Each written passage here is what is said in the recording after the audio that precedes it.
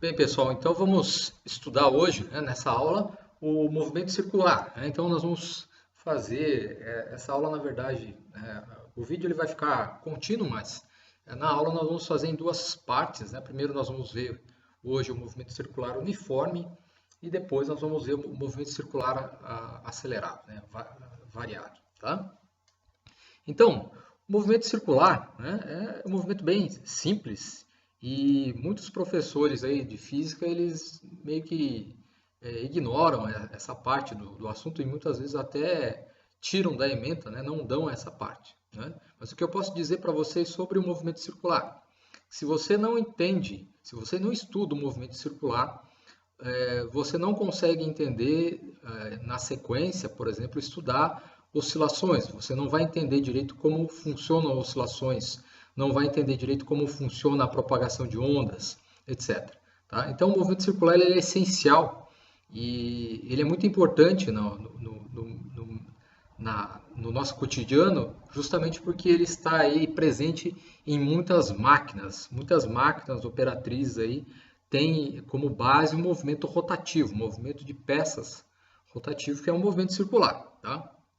Então aqui eu coloquei uma roda gigante, né? Roda gigante de Londres aí para exemplificar aí o movimento circular, né? Então vamos ver. Então, esse movimento circular ele vai ocorrer no que nós chamamos de uma trajetória, que é um círculo, uma circunferência, né?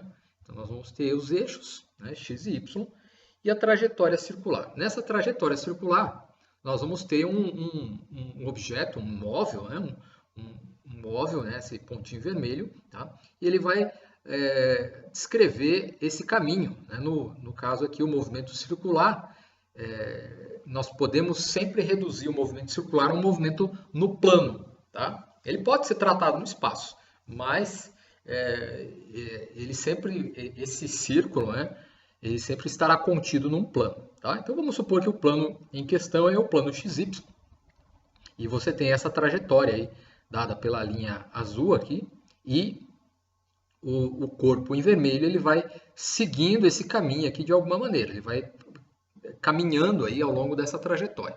Então, o que caracteriza uma circunferência? O que caracteriza uma circunferência é o seu diâmetro, o seu raio. Tá? Então, o raio, né, é metade do diâmetro, então o diâmetro seria a distância de uma extremidade à outra, né, da circunferência, e o raio é a distância da extremidade da circunferência até o centro aí de simetria dessa circunferência. Tá? Então, nós vamos nomear aqui a distância radial por r. Tá? Na verdade, isso daqui depois, né, mais à frente, isso se torna isso aqui vocês já viram aqui que é um vetor. Né? Então, isso aqui pode ser tratado como um vetor. Tá? Então, vejo que as coordenadas desse ponto, no plano xy, conforme esse movimento ocorre, elas vão variar de tempos em tempos. Hein? Se eu tenho movimento aqui, essas coordenadas xy vão variar no tempo. Tá? Então, como é que vai ocorrer essa variação? Para o caso do movimento circular, não é muito adequado você utilizar as coordenadas cartesianas para descrever esse movimento. As coordenadas cartesianas elas são boas quando você tem movimentos retilíneos, né? ou sobre os eixos ou fora deles. Né? Quando você tem movimentos que são, por exemplo, curvos, as coordenadas cartesianas nem sempre são muito adequadas para a descrição desse tipo de movimento. Então, aqui nós vamos adotar uma outra estratégia. Em vez de utilizar as coordenadas x e y nesse plano para representar esse ponto, nós vamos utilizar as coordenadas que nós chamamos de polares. O raio, r, e o ângulo. Tá? Então, o raio para uma circunferência, para essa trajetória circular, é sempre o mesmo raio. Tá? O módulo desse vetor, o módulo do vetor r, sempre vai ser o mesmo. O que vai mudar para ele vai ser a orientação espacial.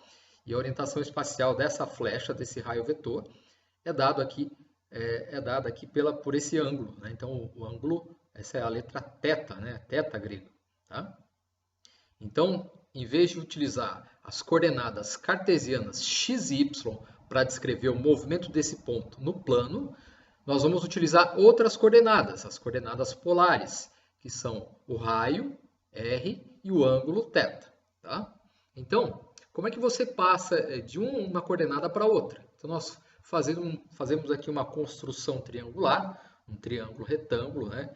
Que é dado aqui pelas projeções na horizontal e na vertical, né? A projeção, eu já falei isso para vocês, a projeção é uma sombra, né? A sombra desse ponto no eixo X vai definir esse comprimento e a sombra desse ponto no eixo Y vai me definir esse comprimento. A coordenada X desse ponto e a coordenada Y desse ponto, tá?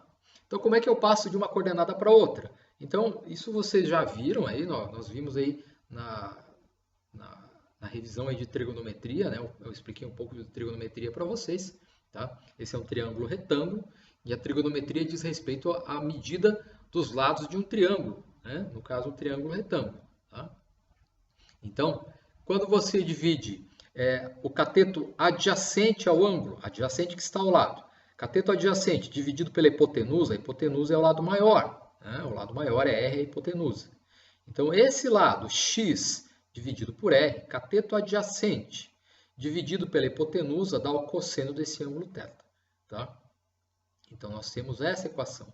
X dividido por R, se eu passar esse R dividindo aqui, x dividido por R é cosseno θ. Ou, simplesmente, que essa projeção aqui é o R projetado de acordo com o cosseno θ. Tá? A mesma coisa para o Y, só que o Y, nesse caso, é o cateto oposto ao ângulo. Ele está de frente para o ângulo. Então, cateto oposto, Y, dividido pela hipotenusa R. Y dividido por R, cateto oposto pela hipotenusa, me dá o seno do ângulo θ. Tá? Então, seno do ângulo θ é Y dividido por R. Ou seja, a coordenada Y é igual a R projetado no seno θ. Então, vejam, né? Então, esse raio ele pode ser projetado aí na horizontal e na vertical de acordo com esse ângulo. Se você usar aí o cosseno e o seno de θ. Né? Se você tem uma barra, imagine uma vassoura aí encostada na parede. Essa vassoura ela tem um certo comprimento. E aí ela forma, com a horizontal, forma um ângulo aí, sei lá, 60 graus. Você pode medir a sombra da vassoura no chão e a sombra da vassoura na parede fazendo seno e cosseno, né? Fazendo essas projeções. Além dessas definições que a trigonometria nos dá, nós temos o teorema de Pitágoras, que me diz que os lados, os catetos, a soma dos quadrados dos catetos de um triângulo retângulo é o quadrado da hipotenusa. Então, esse é um cateto, esse é um cateto, o lado maior é a hipotenusa. Lembre-se que os catetos são aqueles lados ao lado do triângulo, do ângulo reto aqui de 90 graus. Então, esse cateto ao quadrado mais esse cateto ao quadrado é igual à hipotenusa ao quadrado, R ao quadrado. Tá? Então, aqui nós temos a relação, né, desses fatores. Na verdade, se você elevar esse x ao quadrado e elevar esse y ao quadrado, vai ficar R ao quadrado, cosseno ao quadrado de θ, mais R ao quadrado, seno ao quadrado de θ. Só que toda vez que você soma seno ao quadrado de um ângulo com o cosseno ao quadrado do mesmo ângulo, seno ao quadrado de θ mais cosseno ao quadrado de θ, essa soma dá 1. 1 vezes o R ao quadrado. Tá? Então, nós recuperamos, se você eleva ao quadrado esse fator e eleva ao quadrado esse fator, soma os dois, tá? Desse jeito vai dar R ao quadrado. Tá? Além disso, pelas relações trigonométricas, nós temos uma terceira possibilidade, que é dada pela função tangente. A tangente de um ângulo é o cateto oposto dividido pelo cateto adjacente. Então, o cateto oposto ao ângulo θ, veja que o ângulo θ está aqui. O cateto oposto ele está de frente. Tá? Então, y é o cateto oposto. O cateto adjacente ele está ao lado do ângulo. Tá? Então, cateto oposto dividido por cateto adjacente me dá a tangente do ângulo θ. Então, nós chamamos essa divisão de tangente. Né? São nomes esquisitos, seno, cosseno, tangente, né? Mas é isso que é usado. Tá? Então, y dividido por x é a tangente do ângulo θ. Se eu quiser calcular o próprio ângulo θ, eu tenho que aplicar aqui a função inversa. Veja que a tangente ela vai transformar um ângulo num número. Isso aqui vai ser um número, isso aqui vai ser um ângulo. Agora, se eu quiser fazer o contrário, se eu te dou o número e quero o ângulo. Então, nós fazemos a função inversa, né? Θ é igual a arco tangente de y dividido por x. Né? Então, na calculadora, você pode fazer esse arco tangente aplicando lá a segunda função, né? A tangente é menos 1. Tá? Bem fácil fazer isso aqui. Ok? Agora vamos ver como é que os ângulos são medidos. Né? Faltou uma coisa aqui, né? Antes de eu passar para o próximo slide. As coordenadas x, y desse ponto, como eu falei, elas vão variar no tempo. Tá? E se x varia no tempo, y varia no tempo, o raio é fixo, o raio é sempre o mesmo. Para um círculo, o raio é constante. Tá? A única coisa que pode variar aqui é o ângulo. Então, o ângulo vai mudar no tempo. Então, no movimento circular, primeiro você vai ter um ângulo aqui de, sei lá, 10 graus, 20 graus, 30 graus, etc. Né? Então, o que você vai mudar aqui é o ângulo. Então, a variação temporal do ângulo determina uma variação temporal nas coordenadas x, y desse ponto no plano. Tá? Então, como eu já disse, né, nós não vamos utilizar aqui, vamos evitar usar coordenadas cartesianas, x, y, e sim trabalhar aí com coordenadas polares, raio e ângulo. Como o raio é sempre o mesmo, né, o que vai importar para nós vai ser o ângulo. Tá? Nessa descrição, na descrição geométrica do movimento, na descrição cinemática. Tá? Então vamos falar aqui um pouco sobre ângulos. Né? Então, como é que nós realizamos medidas de ângulos? Então, nós temos algumas unidades angulares, aí vocês já devem conhecer, mas eu vou fazer a introdução formal, né? A apresentação formal, para quem não conhece. Né?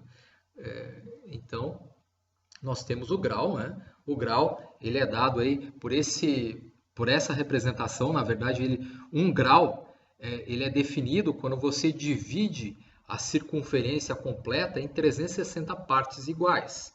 Então, se eu tomar o círculo completo e dividir em 360 pedaços, em 360 arcos, né, você tem aí o que nós chamamos de um grau. De onde saiu isso? Então, isso saiu lá dos sumérios, dos assírios e dos babilônios. Né? E a ideia é que na antiguidade se percebeu que o número 60 ele tinha muitos divisores, né? Acho que são 12 divisores ao todo.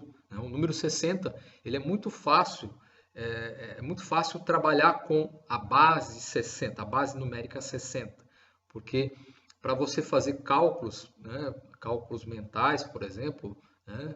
ou mesmo utilizando aí pedrinhas ou ábacos, seja lá o que for, é muito simples você fazer cálculos com base numérica 60. Tá? Então, daí surgiu aí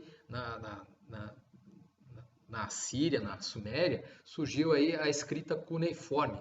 E o sistema numérico associado a essa escrita cuneiforme era de base 60.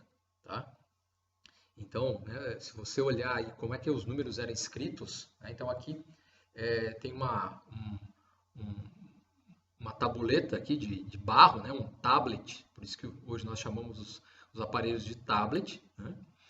Essa tabuleta de barro, ela era marcada aí com uma ferramenta, os escribas marcavam o barro mole, né, e depois deixavam secar. Isso produzia o registro aí de alguma coisa aí que foi escrita. Tá? Então, nesse sistema aí numérico, base 60, nós tínhamos esses símbolos aí. Isso aqui não faz parte aí do movimento circular, mas é interessante você saber. Eu sou aficionado por história, né? Então aguentem. Né? É sempre bom saber de onde as coisas saem. Tá? Porque a explicação de muitos significados físicos, o porquê de várias coisas na física serem como são, tá? Vem do caminho histórico que você tem aí, tá? Então aí no sistema numérico aí cuneiforme, né, base 60, nós tínhamos aí, por exemplo, uma cunha, né, Cuneiforme que vem de cunha. O barro ele era marcado aí como uma ferramenta que tinha uma espécie de cunha, né? Então, esse é o número 1. Número 2, 2 tracinhos. Número 3, 3 tracinhos. Número 4, 4 tracinhos. Número 5, 5 tracinhos. 6, né? Então, até 9, tudo bem. Aí quando chega no 10, eles inventaram outro símbolo aqui. Então, esse símbolo mais esse símbolo aqui, 10 mais 1 dá o 11. 10 mais o 2 dá o 12, etc. 2 símbolos de 10 aqui dá 20.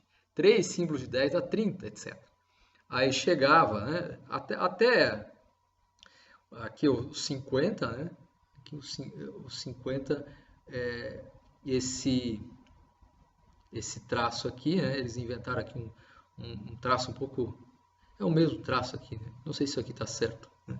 Nem tinha visto a hora que eu coloquei a figura, né? Vocês podem procurar isso, tá? Na internet, esses alfabetos aí. Na verdade, esses alfabetos eles variam muito, tá? De época para época. Então tem por exemplo, o persa antigo, né? O assírio antigo, etc. Então varia bastante, né? Mas não são variações tão grandes, tá? Mas para nós aqui interessa a base 60. Então, dessa base 60 é que se dividiu aí a circunferência em base 60. Por que 360? Porque se percebeu que se poderiam explicar aí as estações do ano, a recorrência nas estações do ano, assumindo aí que nós temos aproximadamente 360 dias, tá? Então, isso foi percebido aí pelos astrônomos da antiguidade. Então, por isso que essa base numérica é importante também. Ela tinha fundamentação aí, astronômica. Na verdade, não são 360 dias. E também não são 365 dias no ano. São 365 dias e alguns quebrados, tá? Então, o ano, né, o tempo que a Terra leva para dar uma volta em torno do Sol, não é exatamente 365 dias, mas é 365, não lembro mais, vocês podem pesquisar aí, 365,2, alguma coisa assim, tá? Mas essa fração, tá? Essa fração de dia, ela vai acumulando, e depois de 4 anos nós temos um dia a mais aí, que seria aí associado ao ano bissexto. Então, a cada 4 anos você tem que adicionar aí um dia a mais, né? O dia 29, né? De fevereiro, você tem que somar ali para fechar, tá? Ok? Coitado de quem faz aniversário, né? Em data de ano bissexto, né? Então, não, só faz aniversário de 4 em 4 anos. Bem, então, daí que saiu aí, né, a base 60, por isso que nós dividimos a circunferência em 360 partes. Tá? Então, o círculo completo, aqui a volta completa, seria de 360 graus. 1/4 dessa volta completa, o que nós chamamos de ângulo reto aqui, 90 graus. Tá? Ângulo de 180 graus, ângulo de 270 graus, etc. E os ângulos intermediários que eu não tracei aqui. Não ficou muito boa essa representação, mas foi a que eu pensei na hora. Tá? Então, daí que saiu o que nós chamamos de grau. Tá? Ok?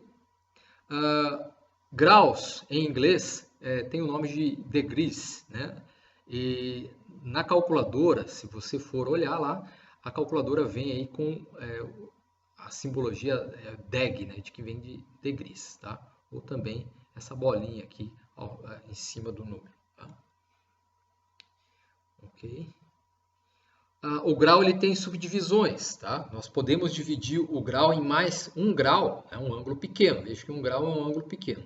Se você dividir um grau em 60 partes iguais, tá? Nós temos o que se chama um minuto, um minuto de arco. Então, um minuto é igual a 1 grau dividido por 60. Então, imagine um transferidor, né? Então, nós medimos os ângulos com o transferidor, tá? Então, lá no transferidor tem 1 grau. Né? 1 grau é um ângulo pequeno. Tá? Imagine que você vai dividir esse ângulo em 60 partes. Né? Então, é um ângulo bem pequeno, 1 minuto de arco. Mas aí, esse minuto de arco, que é um ângulo bem pequeno, nós podemos dividi-lo ainda mais uma vez por 60 partes. E aí nós temos o que se chama o segundo de arco. Então, 1 segundo de arco é 1 segundo dividido por 60 partes. Ou, desculpe, 1 minuto dividido por 60 partes. Né? E o que é a mesma coisa, 1 segundo de arco é 1 grau dividido em 3.600 partes. Tá?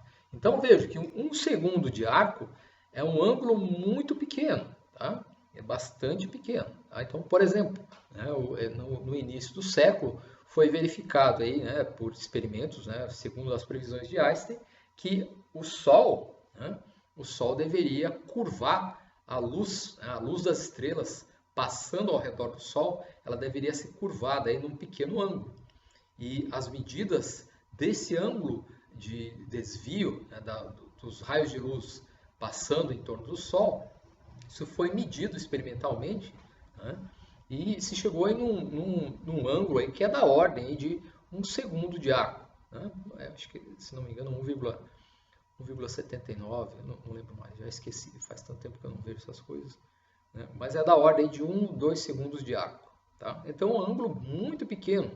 Isso se consegue, na prática, é possível você medir esses ângulos. Não é fácil, tá? Não é muito simples você medir ângulos muito pequenos. Tá? É complicado. Tá? Na verdade, para você medir ângulos pequenos, você precisa aí de instrumentos de precisão elevada, que requerem aí mecânica de precisão, parafusos micrométricos, sistemas ópticos, né, sistemas com laser, etc. Então, algumas medidas de ângulos, quando você tem que medir ângulos muito pequenos, você pode utilizar aí um sistema óptico a laser, por exemplo, para fazer essa medida angular. Né? Dentro do celular, né, o celular ele tem aí um sistema, aí, um giroscópio, né, que conforme você muda a orientação da placa do celular, esse giroscópio ele muda a sua orientação no espaço. Isso te dá uma medida do ângulo. Então é muito fácil você instalar um aplicativo para medida de ângulos no celular. Tá? Então, com o celular você consegue medir ângulos da ordem hein, de 0,1 grau, né? Mais ou menos. Né? Não é muito preciso, mas é dessa ordem, 0,1 grau, que você consegue medir com aplicativos de celular. Ângulos menores é bastante difícil. O celular ele é adequado para determinados usos, aí, né? Mas para experimentos de precisão aí você precisa adotar outras técnicas. Né? Okay? Então o grau é a unidade angular aí que nós mais conhecemos. Né? Então, nós conhecemos o grau, mas aí provavelmente vocês não conheciam as subdivisões do grau. Né? Então, se você divide 1 grau por 60, nós temos 1 minuto. E dividindo 1 grau por 3.600, 60 por 60, você tem aí o segundo. Okay? Vamos ver agora o que se chama radiano. Tá? Então, o radiano ele é bastante utilizado aí nas ciências exatas. Né? Então, vamos ver o que significa um radiano. Então, a divisão da circunferência em ângulos dados em radianos, ela ficaria assim, em termos do número π. Tá? Então, de onde sai esse número π? Né? Vocês provavelmente viram no colégio, mas eu vou relembrar. Aqui eu não assumo que vocês tenham que saber nada. Tá? Nós aprendemos aqui, tentamos aprender tudo do zero, que é muito mais simples. Tá? Isso te dá segurança também. Né? Então, veja, temos aqui uma circunferência de raio R. O que os antigos fizeram? Na antiguidade, foi medido o perímetro do círculo, tá? Da circunferência. Qual é esse comprimento? Qual o comprimento da linha em vermelho aqui? Tá? Então, o comprimento da linha em vermelho está associado ao diâmetro dessa circunferência. Então, quando você divide o perímetro da circunferência pelo seu diâmetro, nós temos um número.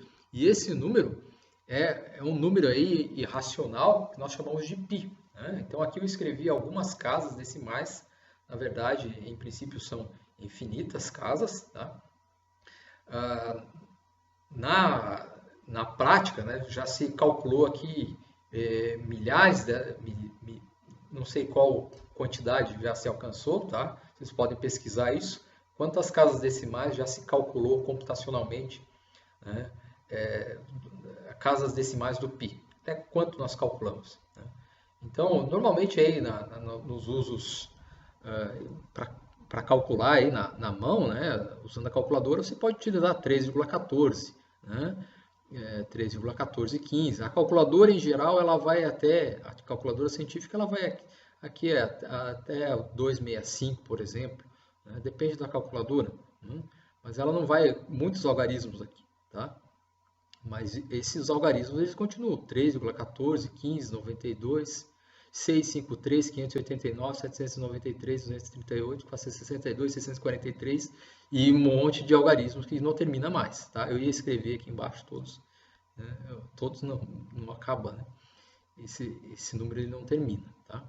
Então o que é esse número? Esse número é a razão numérica existente entre o perímetro do círculo, tá? Então, esse comprimento aqui, para o diâmetro do círculo. Então, quando você divide esse comprimento, que é o perímetro, pelo diâmetro da circunferência, você tem esse número, é um número irracional, tá? Tem muita história em cima aí do número π, né? Tem várias maneiras de você calcular esse número ou aproximar, fazer cálculos aproximados desse número, tá? Mas nunca ele não termina, é um número irracional. Então, a circunferência de um círculo ou o perímetro de um círculo, né, o perímetro de uma circunferência é dado aí pelo diâmetro, né, o diâmetro, eu vejo que o diâmetro é o dobro do raio. Tá? Aqui eu não escrevi nada do diâmetro, né? Espero que vocês tenham uma noção, né? Então, o diâmetro é o dobro do raio 2r e o π é essa razão, né? A razão existente entre a circunferência e o diâmetro. Tá? Então, 2π vezes r me dá o comprimento aí da circunferência, tá? Então, é essa relação que nós vamos utilizar para determinar o radiano. Aqui vejam que nós vamos assumir que uma volta completa nesse sistema de medidas de radianos, uma volta completa vai ser 2π, tá? 2π radianos, como nós vamos dizer. Então, 0 radianos, e depois que você dá uma volta completa, isso se torna 2π radianos de volta. Tá? Então, 2π radianos de volta significa que você cobriu toda essa circunferência aqui, todo o perímetro dessa circunferência. Tá? Então, para a circunferência total, você tem aqui o ângulo total, 2π radianos, vezes o raio. Tá? Mas quando o ângulo é menor, então, por exemplo, se eu tiver um outro ângulo menor aqui, tá? Então nós não vamos considerar a circunferência completa, mas sim só um pedaço dela, só um pedacinho, um segmento de arco da circunferência, tá? Então, esse segmento de arco ele está associado a um certo ângulo, a uma certa abertura angular, tá?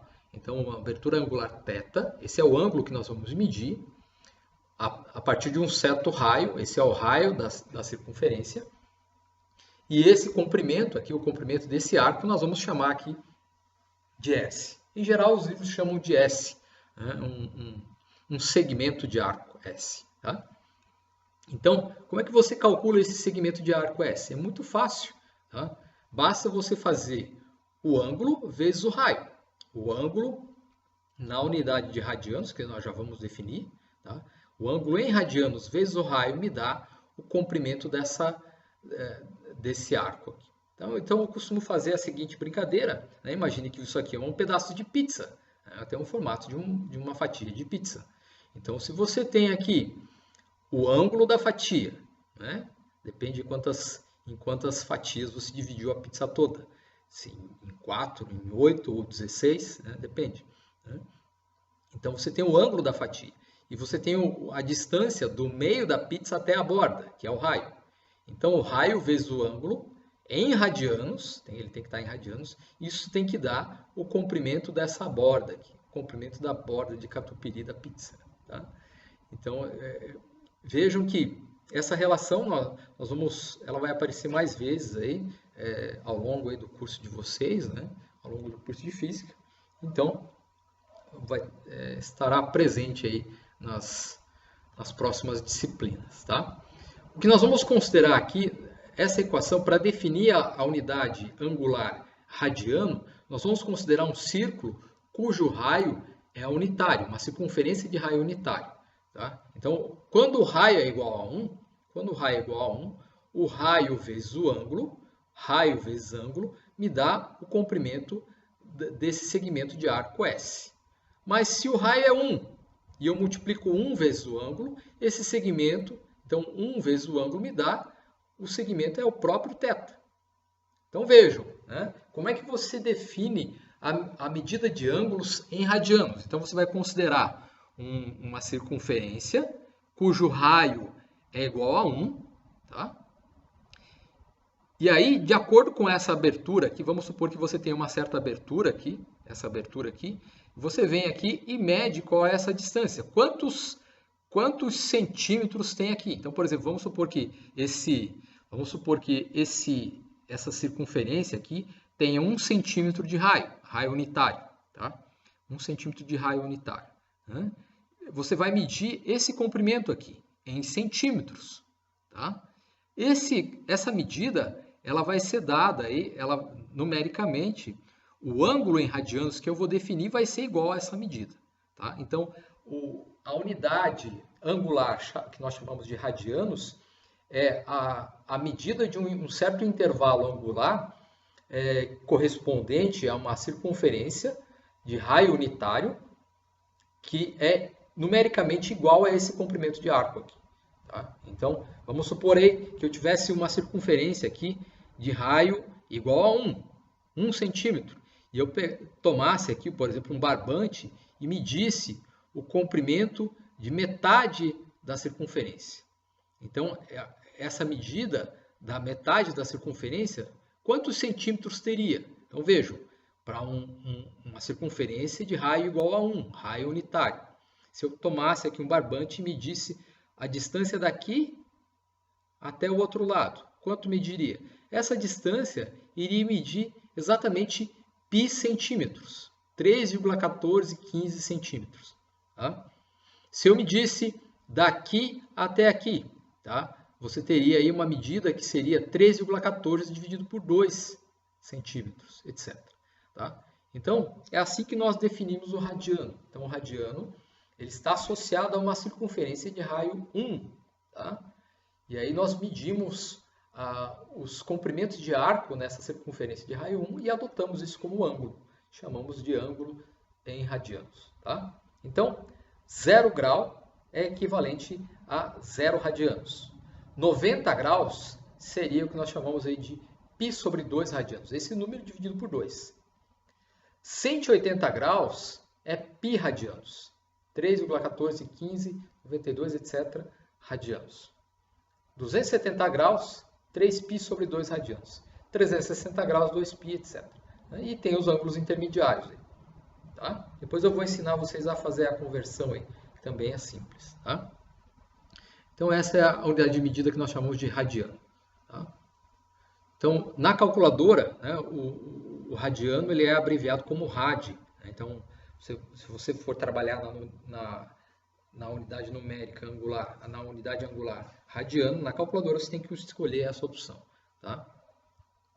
O radiano também tem subdivisões. Tá? Então, a mais utilizada aí é o que nós chamamos de milirad ou miliradiano, tá? Que é a milésima parte do radiano. Então, se eu dividir um radiano em 1000 partes, você tem o que nós chamamos de 1 miliradiano. Tá? Então, quanto que é 1 radiano? Então, vejo que aqui é 0.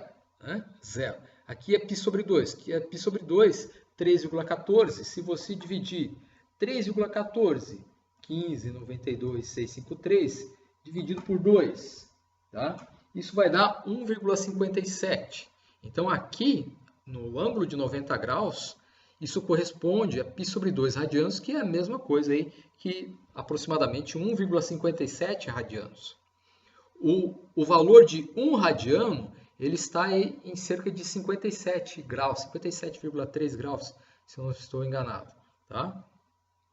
Então, isso é 1 radiano. Aí você toma 1 radiano e divide por 1000 partes. Então, isso define o que nós chamamos de miliradiano. Tá? Então, essa unidade ela é utilizada aí, tem alguns usos práticos, por exemplo, né? Um uso é em sistemas de mira telescópica, né? As unidades vêm em milha-radianos, né? etc. Mas não é muito usado também. O radiano é que é mais utilizado nos cálculos, tá? Na verdade, a unidade radiano ela é importante na física e na matemática, porque as expressões calculadas em termos de ângulos em radianos, elas são mais simples do que calculadas em graus.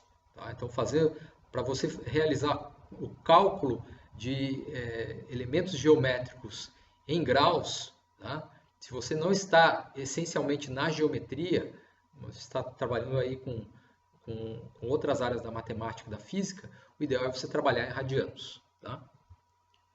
Então, nós temos uma outra medida angular, tá? Que aqui eu só vou citar, mas ela não é muito usada. Na verdade, o uso é mínimo. Tá? Ela é chamada grado. Tá? Por que eu vou citar essa unidade? Justamente porque ela aparece na calculadora. Tá? Apesar de não ser utilizada, a calculadora tem, toda calculadora quase tem, né? Então, só para vocês saberem aí o que é um grado. Então, o grado ele é a divisão da circunferência em 460 partes iguais. Veja que o grau ele é definido quando você divide a circunferência em 360 partes iguais. Tá? Se eu dividir a circunferência em 400 partes iguais, nós temos o que se chama grado. Tá? Por que foi introduzida essa unidade? Então, isso veio aí com o sistema métrico. Na introdução do sistema métrico, tentou-se adotar esse sistema de medida angular, tá? E não o sistema de base 60, sexagesimal. Né? Por que isso? Porque vejo que o ângulo reto aqui é meio estranho você pensar que um ângulo reto é 90 graus, né? Base um número 9, né? Você tem 9 partes aqui. O ideal seria você pensar, aqui nesse intervalo do ângulo reto tem 10 partes. Eu vou dividir de 0 a 100 aqui. Né? Então seria muito mais simples numericamente. Tá? Só que essa unidade, o grado, ele não ganhou muitos adeptos. Até alguns países podem até utilizar em alguns casos. Né? Ou em filmes antigos você poderia ver também, tá? Para fins militares, etc., você pode até pensar nesse tipo de abordagem. Né? Às vezes também os ângulos eles vêm escritos em porcentagens. Tá? Então, por exemplo, uma inclinação de 2%, uma inclinação de 3%. Então, isso seria 2 partes em 100, 3 partes em 100 de inclinação. Por exemplo, se você tivesse uma estrada com inclinação de 5%. O que significa isso? Que quando você anda 100 metros, a estrada sobe 5%, 5 metros. Então, se você andar 100 metros na horizontal, a estrada vai subir 5 metros na vertical. Isso seria uma inclinação de 5%. Tá? Mas esse sistema ele tem aí aplicações muito restritas. Tá? Na engenharia, na física, nas ciências exatas, não é utilizado. Tá? Raramente você vai ver isso, né? Ou quase nunca, praticamente nunca. Tá? Então, símbolos aí para o grado, né? O também chamado gradiano, tá? É Gra. Né? Na calculadora vem escrito como Gra. E aí que alguns alunos caem no tremendo erro de selecionar a unidade angular na calculadora como Gra, pensando que esse Gra vem de graus. E não vem de graus, vem de gradianos. Tá? Então, na calculadora, graus é deg, né? Degree. Tá? Gra é grados, gradianos. Também se utiliza a letra G, também se utiliza GON, né? Que vem de gonometria, é a medida de ângulos, por exemplo, né? Então esse prefixo aí também é utilizado, ou também GRD, não coloquei aqui, etc. Tá? Então um ângulo, uma unidade aqui não é utilizada, mas ela aparece lá na calculadora. Se vocês apertarem os botões da calculadora e vocês vão ver. Tá? Bom, agora como é que eu converto aí uma unidade em outra? Tá? Então, como é que nós vamos fazer a passagem de uma unidade angular para outra? Tá? Então, a ideia é a seguinte, né? Fazer aqui essas igualdades, essas equivalências. Então, eu sei que uma volta completa, uma volta completa na circunferência, nesse círculo, é 360 graus, tá? No sistema de graus.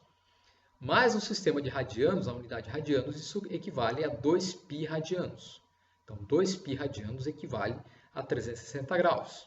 Tá? Eu posso dividir essa equação por 2 dos dois lados, divide aqui por 2, divide aqui por 2. Então, isso equivale, né? 180 graus é a mesma coisa que equivalente, né? Numericamente não é igual, tá? Aqui eu coloquei igual, tá? Tem que tomar cuidado com o que a gente escreve, né? Na prática, a gente escreve isso, que esse ângulo aqui, tá? É igual a esse ângulo, ou esse ângulo é equivalente a esse ângulo. O número 180 nunca é igual, nunca vai ser igual ao número 3,1415, tá? Não é numericamente igual. O que torna esse lado igual a esse lado é a unidade, tá? Então, você tem que considerar sempre a unidade junto aqui, porque os números são diferentes, tá? 180 graus, 180 é diferente do número π, tá? Mas 180 graus é igual a π radianos. O ideal é sempre falar que é equivalente, né? 180 graus é equivalente a π radianos, tá?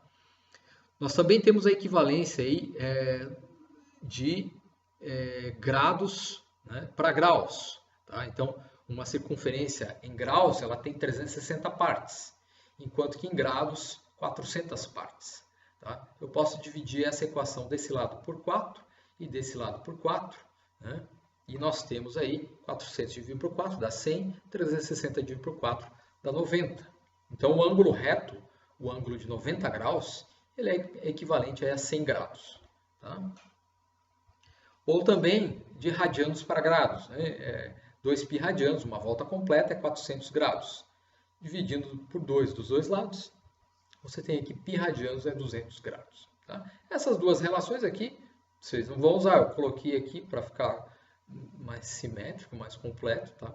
Mas a relação que nós vamos usar vai ser essa primeira, de graus para radianos. Tá?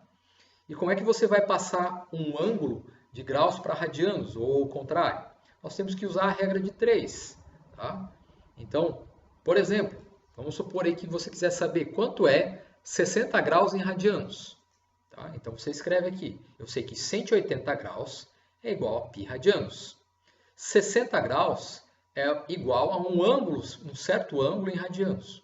Então, nós fazemos a regra de 3 aqui. 60 vezes π dividido por 180. 60π dividido por 180, isso vai dar π sobre 3 radianos, tá? No caso de 60 graus. Se você colocar um outro ângulo aqui, você vai ter um outro ângulo em radianos. Tá? Então, a conversão de ângulos, de unidades angulares, é feita aí por regra de 3. Tá? Ok? Agora vamos ver aqui, começar a estabelecer as propriedades do movimento circular. Tá? Propriedades básicas do movimento circular. Então, nós vamos introduzir o que se chama aí a velocidade angular. Então, para descrever o movimento, se existe movimento, ele vai ocorrer numa certa taxa temporal. Né? Então, a taxa na qual os espaços são cobertos. Mas nesse caso, como o movimento é circular, os espaços são cobertos aí numa trajetória circular. E nós não vamos falar em medidas lineares, mas sim medidas angulares. Tá? Então vamos relembrar aí, se vocês já sabem, né? A velocidade linear, né? V, desculpem, é espaço dividido por tempo, uma certa distância espacial linear, né? Imagine que é uma linha reta, dividida por tempo. Tá?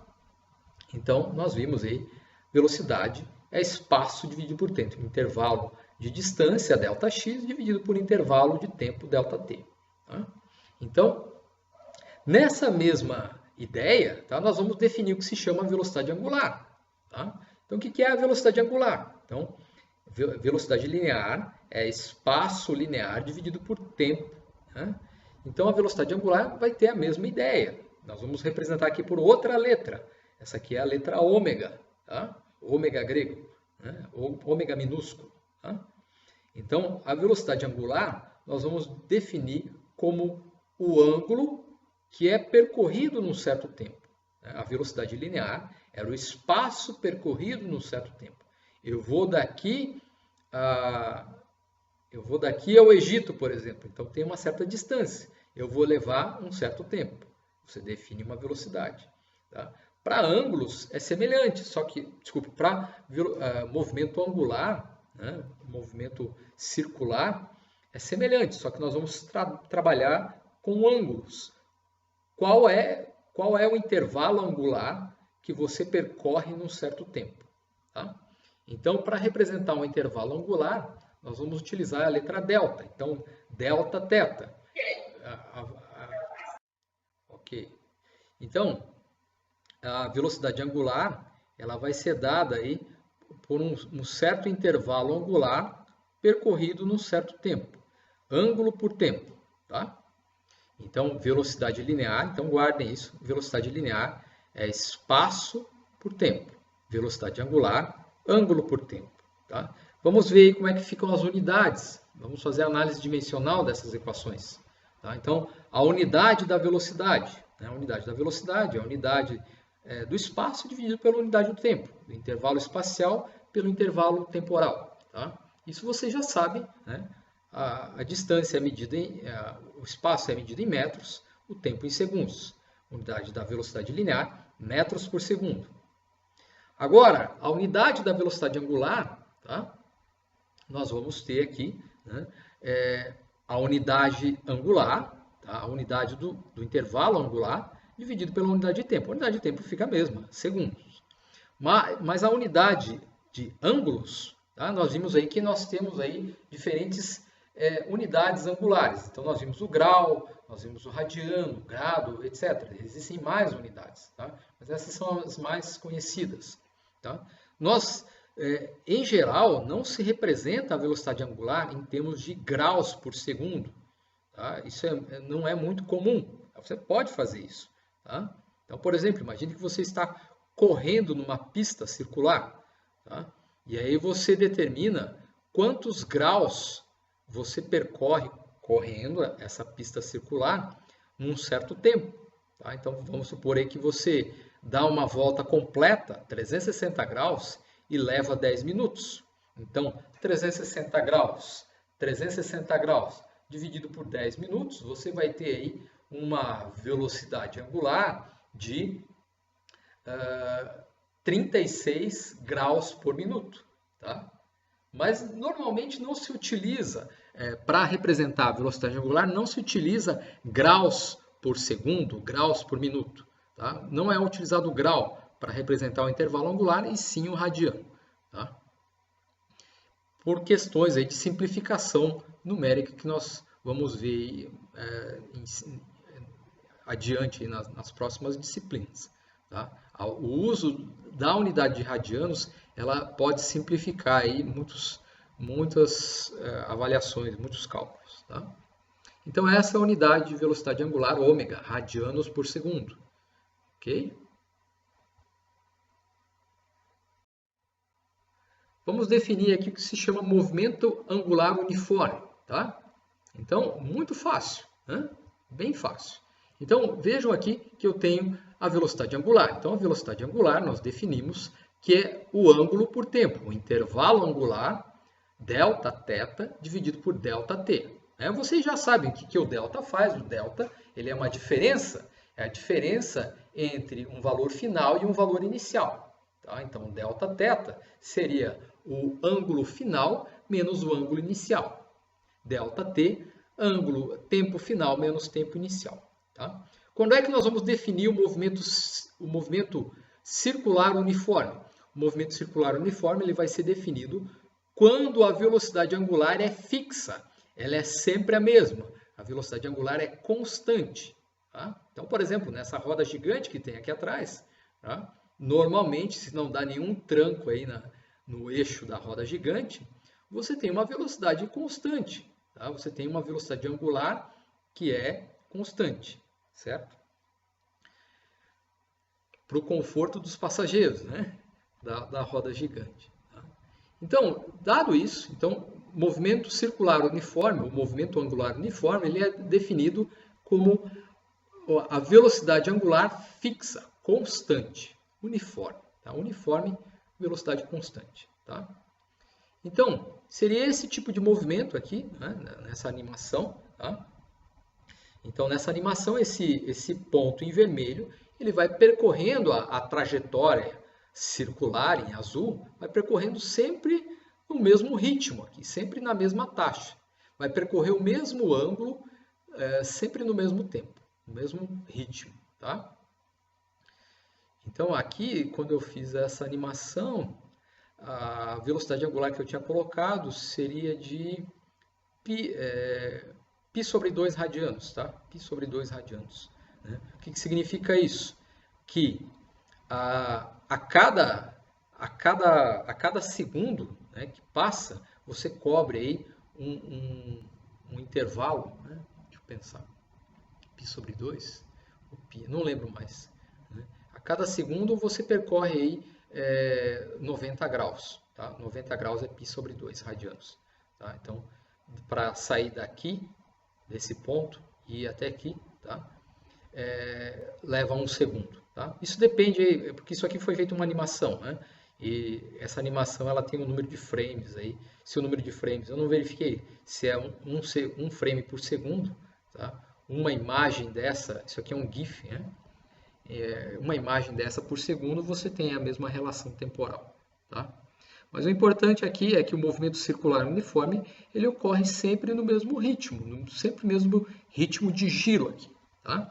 Então vamos abrir essa equação, né? Esses intervalos angulares e temporais, tá? Então, ômega, a velocidade angular, é delta θ por delta t.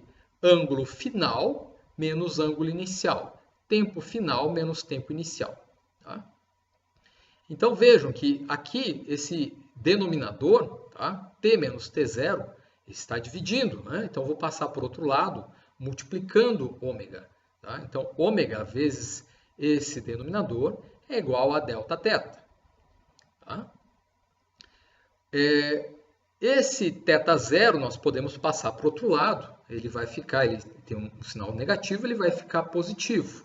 Então passa esse θ0 para o outro lado, ele vai ficar positivo. Tá? Então θ, ângulo final, é o ângulo inicial mais ômega vezes delta t. Normalmente, o tempo inicial é nulo. Nós fazemos o tempo t0 igual a zero nos problemas. A maior parte dos problemas você faz isso. E aí nós temos, né, como a equação que descreve esse movimento, θ igual a θ0 mais ômega t. Tá? Vocês conhecem essa equação, vocês já viram esse tipo de relação, tá? Só que no caso linear. No caso linear, você tem x é igual a x0 mais vt, ou s é igual a s0 mais vt. Tá? Então, o movimento retilíneo uniforme. Movimento retilíneo uniforme, x é igual a x0 mais vt. Só que aqui, em vez da velocidade linear, nós temos a velocidade angular. E em vez da distância linear x, ou s, nós temos a distância angular, o intervalo angular θ. Então, θ inicial, posição inicial. A velocidade angular, velocidade linear. Posição final, ângulo final. Tá? Então, nós temos essa equação. Né? Aqui, vejam que essa expressão lá depende do tempo. Então, o ângulo final vai depender do tempo t. Então, nós podemos acrescentar aqui essa dependência funcional, que o ângulo depende dessa variável t. Tá? Então, como é que nós vamos ler essa equação? Essa equação se chama equação horária do movimento circular uniforme. Tá? Então, essa equação me diz o seguinte, que vamos supor que eu tenho esse círculo, né, essa trajetória, e eu vou pôr esse ponto num certo ângulo. Por exemplo, eu coloco aqui no 30 graus. Tá? 30 graus em radianos é π sobre 6 radianos. Tá? Se você fizer aquela conversão por regra de 3. Tá? Então, o ângulo equivalente aqui a 30 graus. tá? O ângulo inicial. E aí você vai percorrer essa circunferência numa certa taxa. Por exemplo, vamos supor, eu vou falar em graus, que é mais simples. Tá? Vamos supor que você começa em 30 graus e você vai percorrer essa circunferência numa taxa que é de 10 graus por segundo. Então, você começa em 30 graus, percorre o círculo numa taxa de 10 graus por segundo durante 3 segundos. Tá? Então, comecei no 30, vou percorrer essa circunferência por 3 segundos a 10 graus por segundo. Então, você vai chegar no ângulo 60 depois desses 3 segundos. Então, como é que você lê essa equação? Eu começo nesse ângulo, tá? Começo o movimento nesse ângulo. Saio daqui, θ0. Vou realizar o movimento circular com essa velocidade angular ômega, constante, durante esse tempo. E depois desse tempo eu vou chegar nesse ângulo, nessa posição angular, θ final. Tá? Então, essa é a equação básica do movimento circular uniforme. Tá? E ela é essencial aí na física. Tá? Vocês têm que saber isso daí, entender. Ela é análoga, né, exatamente análoga ao caso linear. Né? Só que no caso linear nós temos x de t é igual a x0 mais vt. É a mesma ideia. Tá? Só que aqui faz uma curva e não é uma linha reta. Tá? É um círculo. Tá? Okay? Vamos comparar agora alguns casos com movimento com velocidade angular diferente. Tá? Então aqui nós temos 3 situações. Então o primeiro movimento aqui ele é bem lento. Tá? Bem lento. A velocidade angular aqui, ó, π sobre 4 radianos. Né? Se você calcular isso daqui, né, π sobre 4 radianos, você vai ter um certo número, 3,14 dividido por 4. Né? Aqui uma velocidade angular intermediária, π radianos, tá? Por segundo. E aqui 2π radianos por segundo. O que significam essas velocidades angulares? Isso significa o seguinte, né? Que a cada segundo você percorre esse ângulo em radianos. Eu falei para vocês que 2π radianos é equivalente a uma volta completa. Então esse movimento aqui, tá? Ele seria aí, a cada segundo você dá uma volta completa, 2π radianos. Tá? Esse movimento aqui, a cada segundo você dá meia volta completa. Então daqui até aqui passa cerca de meio segundo. E esse é um outro caso, né, que não tem uma relação mais simples aí, né? Mas aqui, π sobre 4 radianos, se você converte esse ângulo para graus, π sobre 4 radianos é 45 graus. Tá? Lembre-se que π é 180 graus. Π é 180 graus, π sobre 2, 90 graus, π sobre 4 radianos, né? Então π, coloca aqui 180, 180 dividido por 4. Isso vai dar 45. Tá? Então, isso aqui é 45 graus por segundo. Tá? A cada segundo, ele percorre de 0 até 45 graus. Tá? Então, nós temos aí esses movimentos diferentes aí, em razões de velocidade angular diferente. Tá? Diferentes, né? Ok? Mas, em todos os casos, a velocidade angular é sempre a mesma. É sempre no mesmo ritmo. Esse ritmo de giro não muda. Tá? Isso é muito comum nas máquinas. As máquinas trabalham em rotações, os eixos das máquinas trabalham em regimes de rotação que são sempre não, mas quase que o tempo todo fixo. Né? Ok, quase acabando. Então vamos definir aqui outras grandezas que são também importantes aí no estudo do movimento circular, que são o período e a frequência. Tá? Então o que é o período? O período nós vamos chamar aí do tempo que leva para esse corpo dar uma volta completa. O tempo para você dar uma volta completa é chamado período, T. Tá? Então vejam, né? Como é que eu posso calcular o período? Né? Calcular aí por meio do que nós já sabemos. Tá? O período ele é o tempo para você dar uma volta completa. Qual é o ângulo associado a uma volta completa? Uma volta completa é um ângulo total igual à circunferência completa, que em radianos Esse ângulo total é 2π radianos. Então, eu posso calcular essa velocidade angular da seguinte maneira. O ângulo total da circunferência dividido pelo tempo total para percorrer essa circunferência. O ângulo total da circunferência é 2π radianos, ou 360 graus. Tá?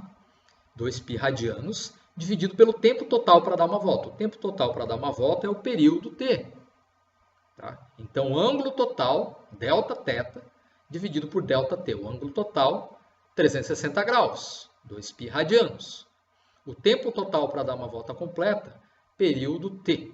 Tá? Se eu inverter essa relação, passar o t lá para cima e o ômega para baixo, então nós vemos que o período é 2π sobre ômega. Tá? Então, se eu tenho a velocidade angular e faço esse cálculo, 2π dividido por ômega, eu tenho o período. O período, então, é o tempo que leva para o objeto dar uma volta completa. Tá? E o tempo é medido em segundos. Tá? Então, o período, a unidade do período, t, o tempo de uma volta completa, segundos. Existe uma outra grandeza que nós chamamos de frequência, que é a quantidade de vezes que esse período ele acontece dentro de um segundo. Tá? Então, vamos supor aí que dentro de um segundo eu desse 5 voltas. Então, a frequência seria de 5 vezes 5 voltas completas dentro de um segundo. Tá? Ou, por exemplo, se eu girasse isso aqui bem rápido, né, e eu conseguisse dar 30 voltas no intervalo de tempo de um segundo.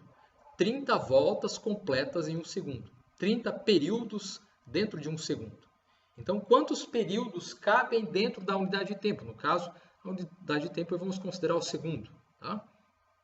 Então, quantos períodos cabem dentro da unidade de tempo? Então, isso vai definir a frequência, o número de vezes que essa volta completa vai acontecer na unidade de tempo. Então, por exemplo, se eu tenho aí, passou um segundo, e nesse um segundo você girou aqui 30 vezes, deu 30 voltas. Então, nós vamos dizer que a frequência é de 30 Hz. Hertz é a unidade de frequência que nós usamos na física. Tá? Quais são as unidades de frequência? Então, vejo que eu já vi que a unidade do período é segundo. Então, 1 dividido por segundo é a frequência. Tá? 1 sobre segundo é a mesma coisa que segundo elevado a menos 1. Tá? Então, unidade de frequência, 1 sobre segundo. Mas isso também é igual ao que nós chamamos de Hertz. Eu não escrevi aqui, né? Depois eu escrevo. Né? Hertz, né? É a unidade de frequência que nós utilizamos aí na prática. Então, 1 Hertz significa aí um giro por segundo. Tá? É uma volta por segundo, um ciclo por segundo. Né? CPS é ciclo por segundo. RPS, rotação por segundo. Então, 1 Hertz é uma volta por segundo, uma revolução por segundo, uma rotação por segundo. Tá? Então, quando você tem no carro, né, nós temos ali o conta-giros. O conta-giros mede o número de rotações que o motor dá no minuto. RPM, rotações por minuto. Então, rotações por minuto é quantas voltas o eixo do motor dá durante um minuto. Tá? Então, você tem lá, na primeira marcha, por exemplo, o motor vai estar lá 1000 RPMs. Segunda marcha, 2000, terceira marcha, 3000 RPMs. Tá? Então, por exemplo, terceira marcha, 3000 RPMs. Né? Quarta marcha, sei lá. Vocês podem observar isso quando estiver dirigindo. Né? Mudando as marchas do carro, você tem a variação aí das rotações do motor. Né? Essas grandezas, esses elementos estão associados. Tá?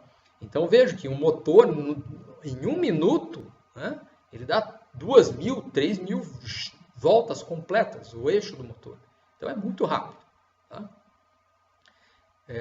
Normalmente, um motor elétrico, por exemplo, um motor elétrico aí, monofásico, né, pode ser trifásico também, ele dá aí cerca de 1.800 voltas por minuto, 1.800 RPM, 1.750 RPMs. Né? motor de baixa rotação, motor de alta rotação, 3.600 RPMs. Tá? Ok? Então, vimos aí a unidade de período e frequência. O período é o tempo para dar uma volta completa. E a frequência é a quantidade de vezes que a volta completa acontece aí em um segundo. Ok?